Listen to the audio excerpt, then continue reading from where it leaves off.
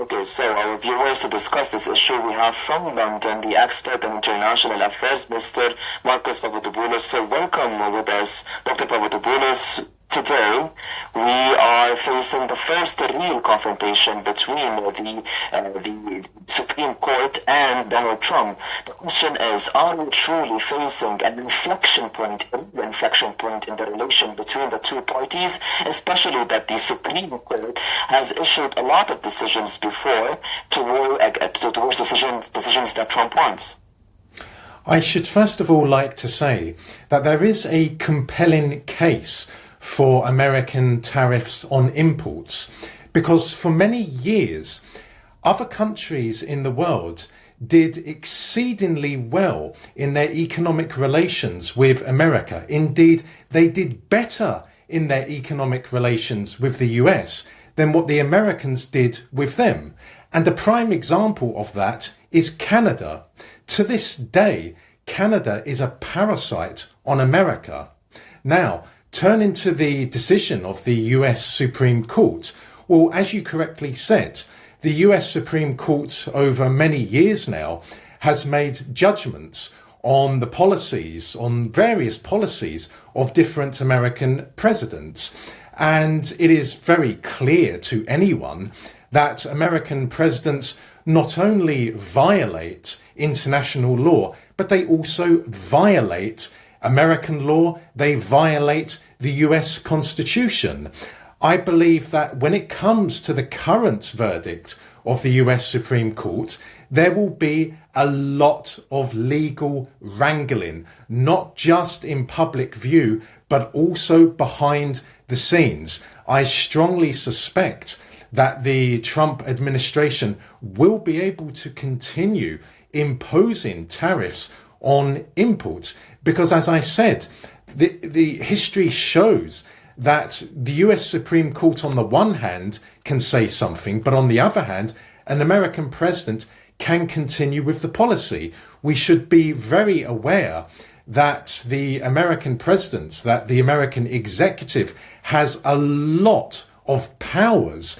So yes, there clearly is going to be some kind of confrontation between the executive and the judiciary, but no one should be under the illusion that the Trump administration is going to abandon its policy of tariffs on imports.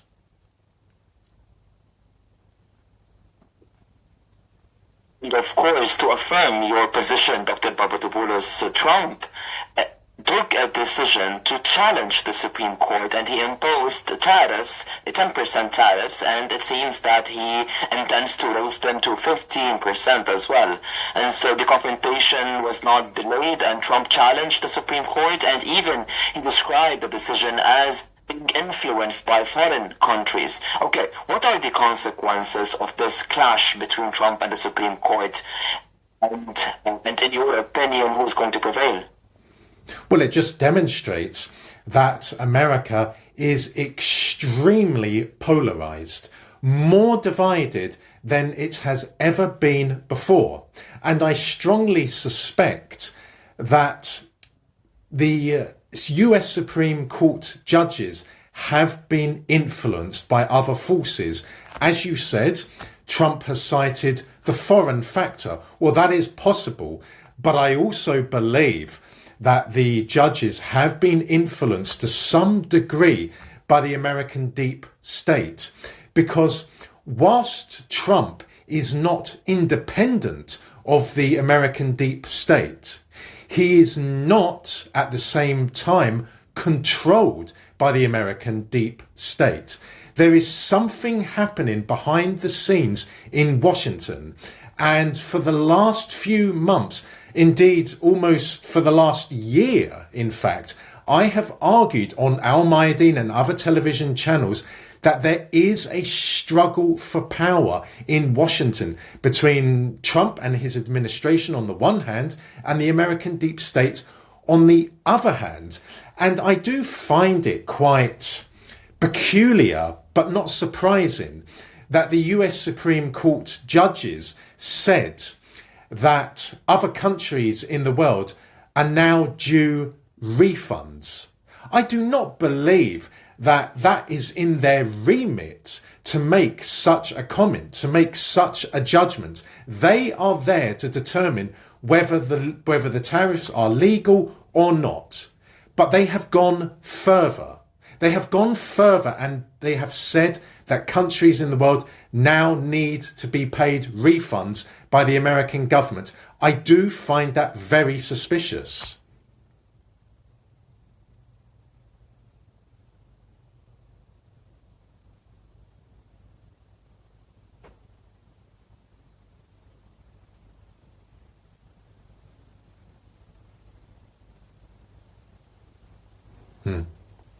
I can't hear.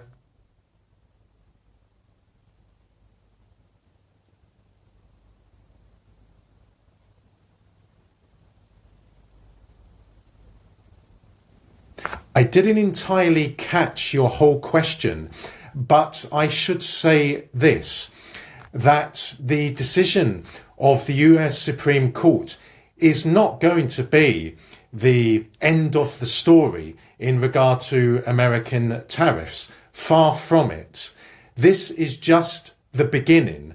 And as you said, Trump has announced that there will be an increase in tariffs. So I believe, again, this is part and parcel of a struggle, and quite a bitter struggle for power in Washington between the Trump administration and the American deep state. And you asked me earlier who is going to win. I strongly believe that American tariffs on imports will remain. I believe that somehow the American executive will find a way around this. We have to bear in mind that the American Constitution of today is not the same American Constitution which was created by America's founding fathers. Ever since Abraham Lincoln, the American president, the American executive, has enormous amounts of powers, the sort of powers that the American founding fathers specifically said must never be in the hands of an American president. So that's the history. Nonetheless, Trump has those powers, as indeed Obama had those powers, Clinton had those powers. So that is why I believe that Trump will press on with tariffs on imports.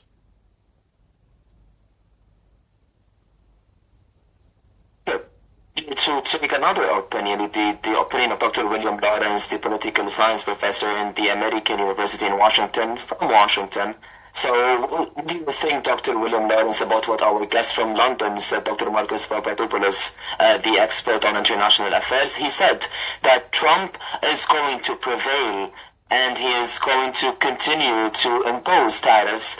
And despite that the margin for the tariffs, the remaining margin is very limited by a specific guideline. I believe it is 150 days only. So, I heard his last 2 or 3 comments. I didn't hear anything that came before. And most of what he said, but I'd like to nuance what I heard a little bit in answer to your question. First of all, while it is true that Abraham Lincoln modified the Constitution in the ways that he's discussing, the way it's viewed here is that it's pretty much been since FDR, since the 1930s, that each president tries to grab more executive power vis-a-vis the Congress, and this has been a steady, not linear, but a steady increase in executive power over the last 90 years or so.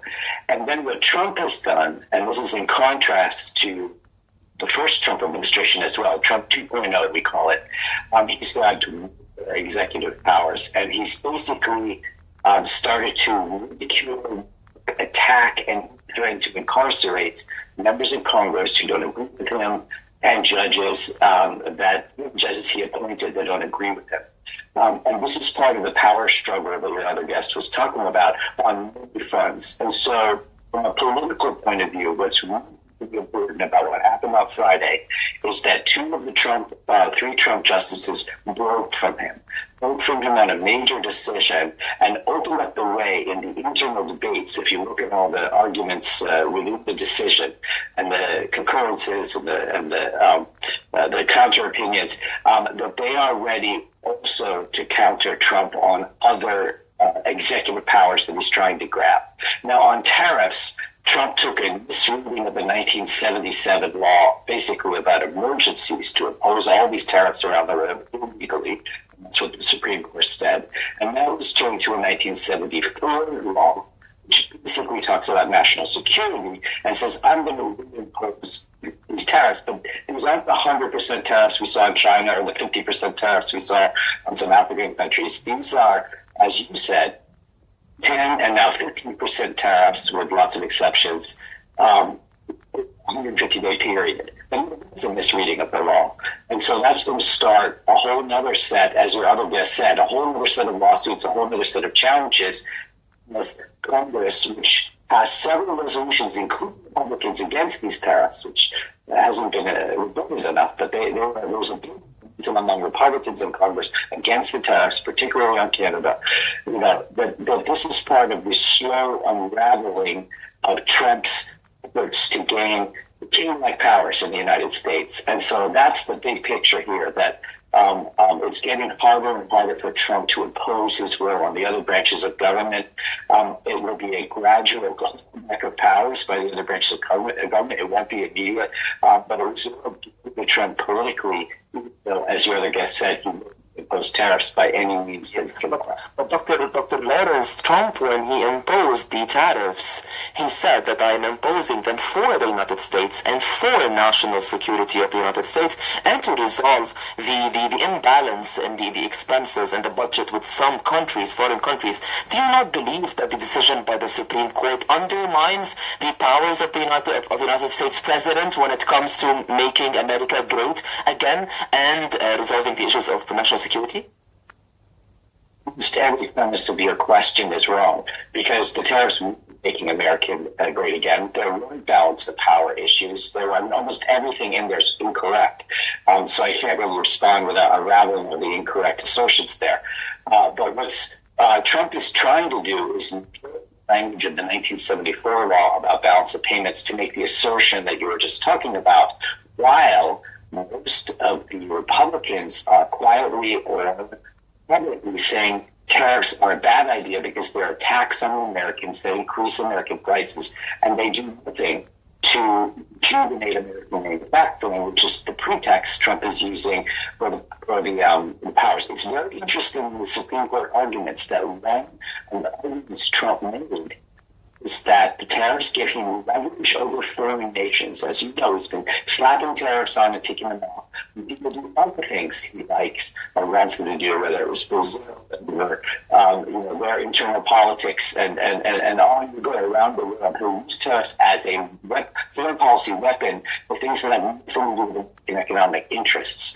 And so this is another way in which whatever we think in terms of interests is he serving exactly? Whose interests? Trump himself. So as Scaramucci, his longtime advisor and friend, recently said, Trump's only interested in two things in everything he does: attention and money. And he told Scaramucci he wants to make $20 billion off the presidency. He's made about $5 billion. He wants $15 billion more, and that's related to the and all these business deals and all the governors and all that. It's about making money. And in terms of attention, he wants to be able to inflict on other countries pain when they don't do through tariffs.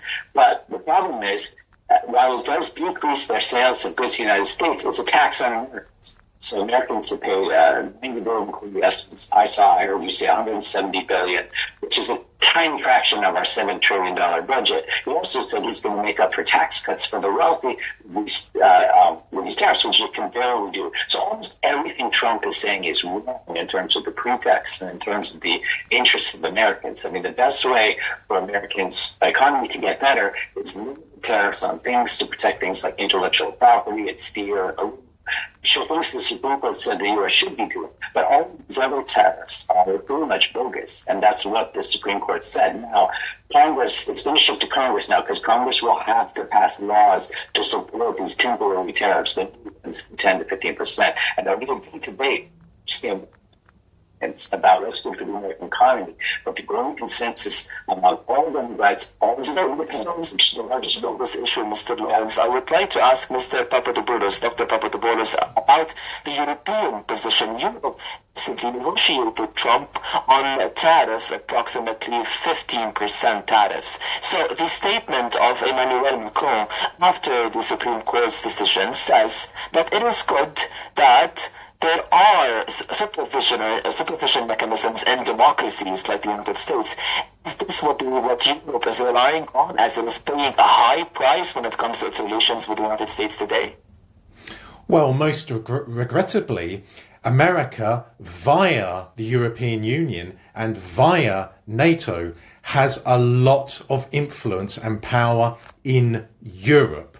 And note, I say Europe, because the EU is not Europe, and Europe is most certainly not the EU.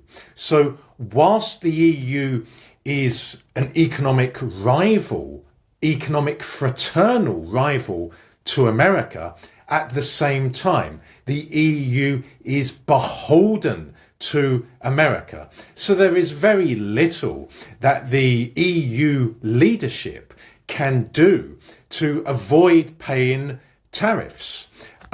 Without America, it is very difficult to see how the EU would survive. And indeed, without America, there would be no NATO, because America is NATO and NATO is America. So Macron and Starmer and Merz can complain about tariffs, but they know very well that there is nothing they can do about it.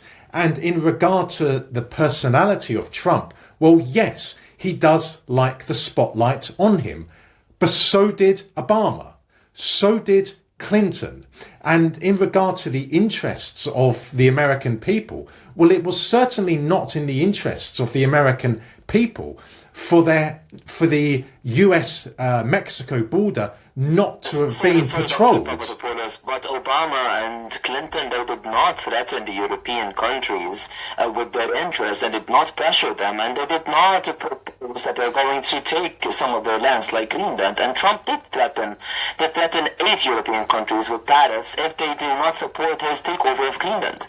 Well, of course, in public, Clinton and Obama and Bush Jr.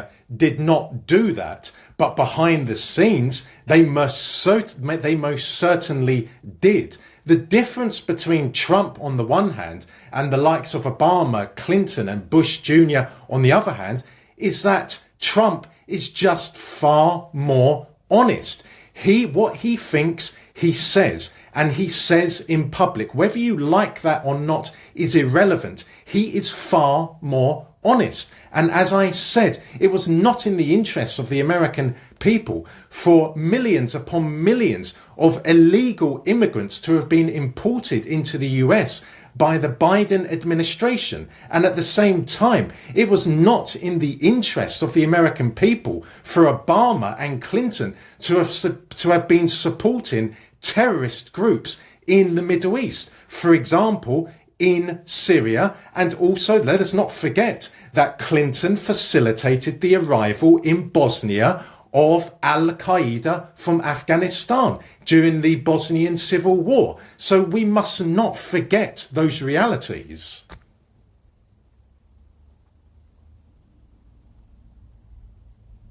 So, Mr. William Lawrence, these facts, it seems that the difference between Trump and those who came before him is only that he is clearer publicly and how he deals publicly with things. So let's go to the interior of the United States politics. And I know you want to comment on what our guest from London said. I'm going to give you the opportunity to do that. And I'm going to also ask you about the American politics. Why would Trump go to continue with imposing tariffs that the American citizen is paying the price for?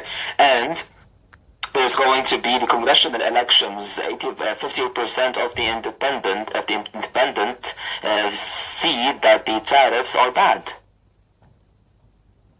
So let me start by saying most of the assertions that my other guest here today said are distortions of the past. They're basically polemical talking points in favor of Trump and against other former US presidents. I am happy to address them if you want to give me the time, but I don't think I should take the time addressing, whether or not we brought Al Qaeda into Bosnia, and these other ridiculous assertions. But and whether people migrated into the country, which nobody ever did. In fact, by the end of the Biden administration, the border was basically closed before Trump even got there. So these are just polemical talking points. But getting to the heart of the matter here, Trump didn't want to pass the tariffs on to the American consumer, knowing that privately these are taxes, consumers. So he tried to bring American businesses into passing the costs down. This worked for large corporations that could do all kinds of tricks, including reporting tricks and what they call transnational shipping. So most of it about Chinese goods. So they'll take Chinese goods and ship them, for example, through Vietnam and modify them, and then they'll go to the lower tariff and that sort of thing. So lots of tricks going on. But all of this was about not imposing too much on the American consumer while trying to bully other countries. It was mostly a failure. But the problem was it was beginning to get to the point where the U.S. consumers were going to have to absorb more and more of the cost of the tariffs than what had been happening before. And the biggest cost to the U.S. economy was to the big businesses that had those mechanisms and the cash on hand that I was talking about with small businesses. And the lawsuits that last Friday were from small businesses that were going to be bankrupted by the Trump administration because they couldn't afford the tariffs. Their business model, their margins could not afford it, and it was horrible for U.S. business. Plus all of the uncertainty through the U.S. economy, the international economy, which is still uncertain now because of the very things we're talking about. In terms of the electoral aspect, so I'm talking about 1,800 lawsuits that were issued for reparations because of what happened to the small companies, as you are saying. But the question here is also about: do you not believe that the Supreme Court's decision takes a very powerful negotiations card from Trump that Trump had used in order to face against his enemies and his competitors, and he's going to meet Xi Jinping very soon? What kind of cards, negotiation cards, does he have if he cannot use tariffs anymore? Nothing's taken away, but we now have a war among Republican nominated Supreme Court justices, 3 versus 3. We have a Republican Party, Senate and House, over tariffs. While the Supreme Court didn't take away Trump's ability to arbitrarily impose illegal executive orders, it made it harder and increased the backlash of what's coming forward, which is the instability, which the other guests and I do agree on. Let me also say that this myth that Trump is more honest is completely bogus. Trump has been documented by the Washington Post as having lied over 30,000 times in his first administration, much more in his second administration. And a lot of people get tricked into thinking that directness in power production and bullying, right, is honesty, when in fact all it is bullying, and of course a bully can be honest about bullying and wrong about the facts and wrong about the pretext, and so the lies are behind the bullying is honest. So this is the most lying president by 100 times in U.S. history. It's the most corrupt president by 100 times in U.S. history. And there's one other point, if I can, if you look at the debates in the Munich Security Conference and the debates around the tariffs here with Bessent, the Treasury Secretary, and others. It's really interesting when they talk about the EU and NATO. They're not trying to dismantle. What they're trying to do is put their wings, use leverage over them, and help them out to right turn in European politics. This has long been Steve Bannon's agenda and Stephen Miller's agenda and many others who advise Trump. But they think by weakening Europe and NATO without destroying them, They can also help push elections in Europe to support right-wing parties, which are more in line with the values and principles that they espouse. So this is not about killing Europe or NATO. It's about to the right. But Dr. Papadopoulos has something to say about this issue. Dr. Papadopoulos, is it true that what is happening in terms of decisions are things that are going to serve some parties in Europe that align more with the principles of the United States of America? Let me quickly say that the guest in America knows nothing about the former Yugoslavia, and he knows nothing about what happened in Croatia, Bosnia and Kosovo and Metohija.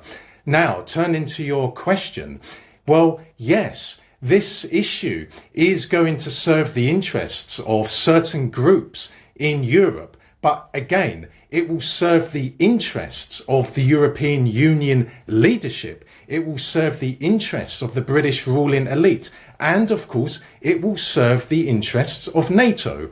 I am not prepared to say that under Trump, America will withdraw from NATO. That will not happen. But he clearly does not attach much importance to the Western military bloc. After all, his administration has said that they do not view Russia as an adversary.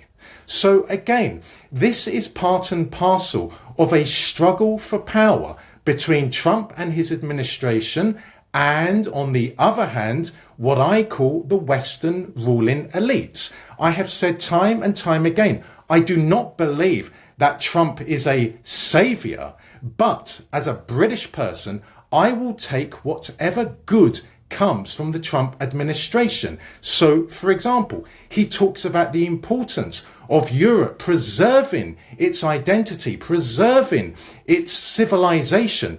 Obama never spoke about that. Clinton never spoke about that. Biden never spoke about that. Indeed, we know very clearly how America suffered terribly because of illegal immigration, and many Americans paid for that with their lives. So we must be very clear that yes, Trump is not a saviour, and his actions in Venezuela make him a criminal under international law. But then all Americans are criminals under international law. Clinton, Bush Jr. and Obama should be in a Victorian-style prison for the rest of their lives because of the amount of deaths they caused. For example, Serb deaths and Arab deaths. So, because we don't have any more time, Dr. Papadopoulos, I would like to give the last minute to our guest from Washington, Dr. Lawrence, in order to also comment on this, because that all of them everyone must be equal to Trump with what he did. Well, first of all, I'm not an international criminal, and I'm an American. I am not an expert on Yugoslavia, but I am an expert on Al-Qaeda, and I know a lot about Bosnia, not about the Yugoslavian war, but about Bosnia. And his assertions are just not true. His assertions about immigration are true. And his defense of civilization is mostly racist, and it's mostly about too many immigrants making people uncomfortable. For just reasons and ethnic reasons, and it really has almost nothing to do with crisis. You know, American citizens commit far more crime than immigrants in the United States. There's no crisis from immigration in the U.S. in terms of the safety of Americans, and they are importing all the fentanyl claims. So all these claims are just talking points, and they sound the same in the U.S. as they do in Europe. But ultimately, Obama and all of the presidents committed some war crimes. I will admit that. Trump has also committed many crimes. He should have been in jail and was twice impeached and will probably be impeached again for his crimes. Trump has committed crimes. But the bottom line of it is this is not about who's a criminal and who's not. And we don't see any equality between the U.S. presidents, even amongst themselves. But what I do see is a more intense power grab against the other branches of government. But in the end, there is a law, and there is law, but recently the law has been violated immensely, especially when it comes to the international issues. Yeah. Dr. William Lawrence, thank you so much. You're with us from Washington, the political science professor in Washington. And also thank you so much, Dr. Marcos Papadopoulos, the expert in international affairs. You were with us from London.